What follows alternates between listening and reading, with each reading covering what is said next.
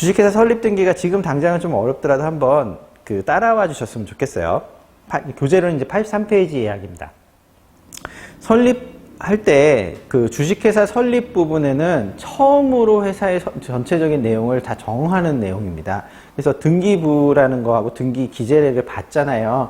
그 내용을 처음 만들어줘서 칸을 메꿔 나가는데 그 내용을 어떻게 결정하는가, 그거에 관한 이야기라고 보시면 되겠습니다. 자, 그래서 83페이지에 이제 설립 절차에 의해서 설립 구도라는 얘기가 먼저 나오잖아요. 사실 여기에 다 녹여져 있긴 합니다. 근데 설립 구도라는 부분을 갖고 오늘 이 시간에는 설립 구도별로 한번 전체적인 이름을 한번 따라가 보는 시간을 갖도록 하겠습니다.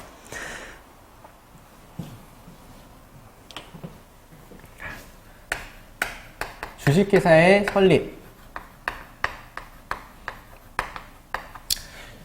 지난 시간에 등기관이 바라보는 입장에서는 결론적으로 말씀드릴 때 어떤 등기사항이 발생했다 그러면 그 절차나 원인의 유효성을 만들어 나가는 과정은 상법에 해당 규정이 있습니다.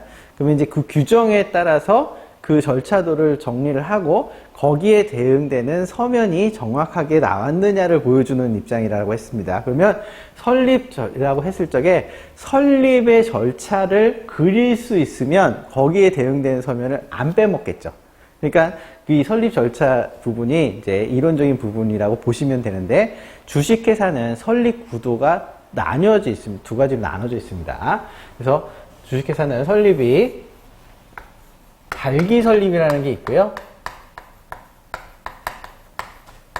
모집 설립이라는 게 있습니다. 결국은 발기 설립 절차를 연습을 한번 해보고 모집 설립 절차를 한번 연습을 해보는 게 이 과정에서, 설립 절차의 과정에서 답니다. 근데 이번 시간에는 이거를 이제 한번 이론적으로 한번 정리를 한번 해보도록 하겠습니다. 자, 발기 설립이라는 거 봤을 때 우리가 발기라는 내용을 들어봤어요. 발기인 얘기 들어봤어요. 발기인이 누구였냐면, 처음에 정관 얘기를 할 때 정관의 마지막 부분, 정관의 절대적 기재사항이긴 하지만 마지막 부분에 처음 설립할 때 정관을 만들면 그 마지막에 기재되는 사람이 발기인이다. 그러니까 설립자라고 했죠. 최초 설립자. 그래서 이 발기 설립과 모집 설립을 나누는 이유는 발기인이만으로 주주를 구성하느냐, 회사의 이제 지분권자죠.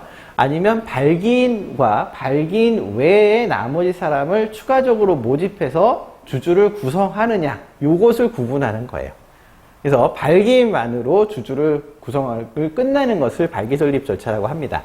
그럼 발기 설립 절차를 보면 처음에 우리가 아무것도 없어요. 근데 정하려면은 일단은 회사에 설계도가 있어야 되죠. 그래서 우린 이거 절차대로 갈 거야. 그래서 정관하고 법하고 실질적인 의결 사이에 회사의 자치법규인 정관이 있다고 했습니다. 그래서 정관을 작성하는 게 시작이 될 수밖에 없어요. 그래서 정관 부분을 보면 정관의 절대적 기재사항이라 해서 상호도 있고, 일주 금액도 있고, 목적도 있고, 발행할 주식의 총수, 이런 것들이 있었죠. 그게 대부분 뭐였습니까? 등기 자체에도 올라가 있던 사람들이란 말이에요. 그래서 정관 작성이 뼈대를 만드는 작업입니다. 그래서 정관을 맨 처음 만들어야 돼요. 우리 이렇게 정했다. 정관에 이제 내용들이 많이 들어가 있죠. 그리고 그거에 따라서 회사를 또 운영하겠다는 운영 규정도 들어가 있는 거예요. 그러면 요걸 누가 만드냐? 발기인이 만듭니다.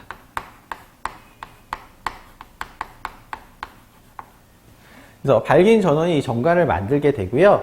우리가 공증 얘기를 했었죠. 원래 주식회사에 처음 만드는 정관을 원시정관이라 하는데, 그 정관은 공증인의 인증을 받아야 된다 했습니다. 공증 받는다. 이렇게. 공증하면 그냥 공증인의 인증이라 생각해 주세요. 그래서 이렇게 됩니다. 자, 이렇게 된 다음에, 그 다음에 정관이 만들어졌어요. 그러면 상호, 목적 이런 게 쫙 나왔어요. 그러면 생각해보면 이제 뼈대는 구성이 됐어요. 그런데 그 다음에 이제 해야 될 게, 주식회사의 가장 중요한 게 뭡니까? 지분이, 자본금이 주식으로 분할되어 주주가 그걸 인수해서 그 주주 구성이 되고, 그 다음에 그 일을 맡기는 임원들을 뽑게 되죠. 그러니까 그 절차예요. 그래서 먼저 주주가 구성이 된단 말이에요. 그러면 주주를 구성하기 위해서는 주식을 어떻게 나눌 것이냐 혹은 어떻게 발행할 것이냐 이런 얘기를 해야 된단 말이에요. 그러면 실질적으로 정관에 이미 있는 게 있습니다. 일주당 금액, 그러니까 자본금을 나눌 기준이죠. 일주당 액면가라고도 해요. 그 기준이 있고 그 다음에 회사가 발행할 주식의 총수 한도가 있어요. 그리고 회사가 설립할 때 발행하는 주식의 내용 그런 것들이 있어요. 그러니까 일주 금액 5,000원 회사가 설립 시 발행할 주식 수 10,000주 그럼 뭐 벌써 자본금 5천만 원짜리 우린 정했단 말이에요. 그런 내용들은 정해져 있는데 언제 어떻게 어디서 돈을 받을랜데 그 이제 돈 받는 걸 주금납입이라 하거든요. 그런 내용들을 정해야겠죠, 미리. 그래서 주식의 발행사항이라고 합니다. 주식 발행사항 결정.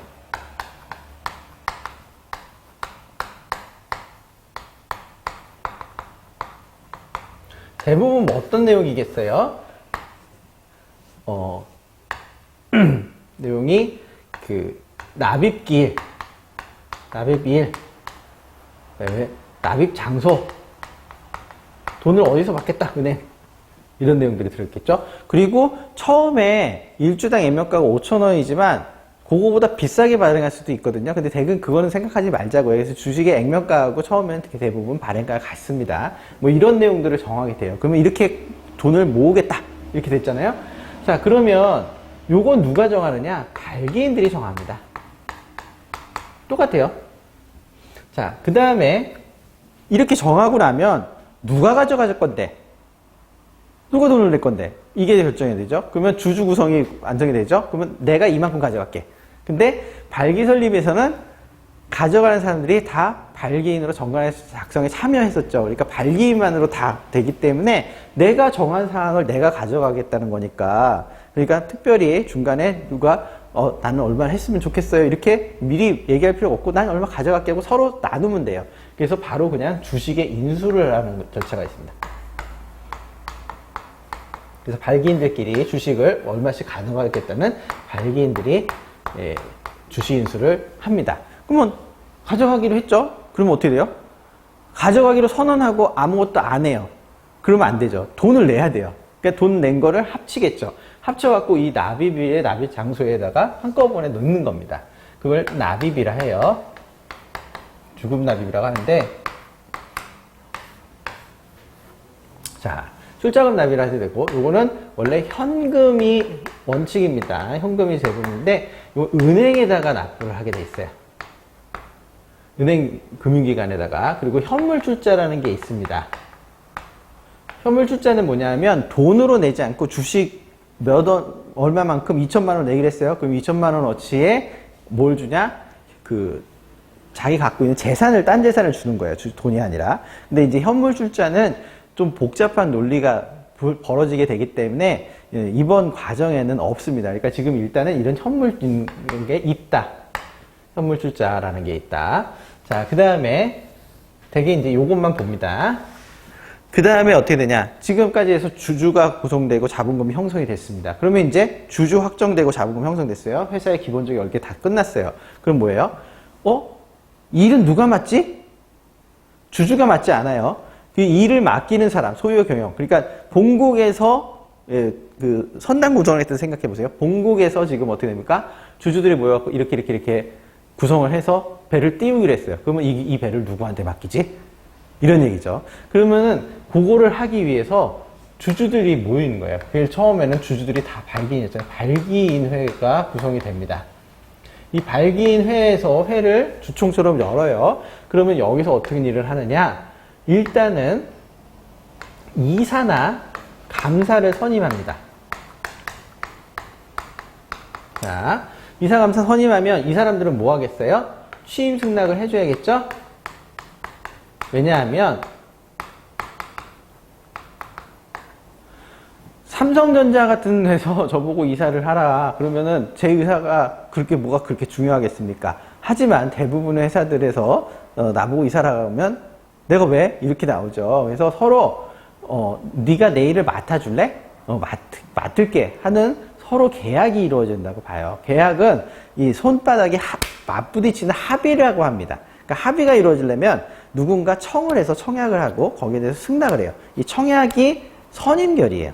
그리고 승낙이 취임승낙입니다. 그래서 그렇게 이루어져야 됩니다.